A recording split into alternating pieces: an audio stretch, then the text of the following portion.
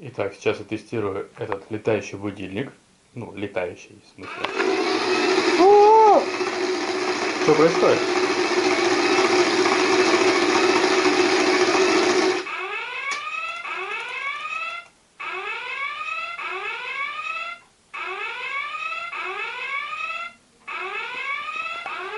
То есть так он и работает, да?